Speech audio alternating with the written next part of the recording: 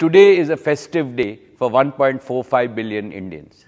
It is the 75th birthday of our most respected and beloved Prime Minister, Shri Narendra Modi ji. On behalf of the entire business community of India, on behalf of the Reliance family, and on behalf of the Ambani family, I convey my heartiest felicitations to Prime Minister Modi ji. It is not a coincidence that Modi ji's Amrit Mahotsav is coming in Bharat's Amrit Kal.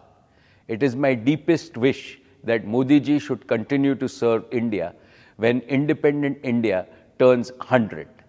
Jivit Sharda Shatam Param Ardarniya Narendra Bhai. God Almighty Himself has sent Modi ji as an avatar Purush to lead our motherland to become the greatest nation on earth. It is my good fortune that I have known him closely for more than 3 decades.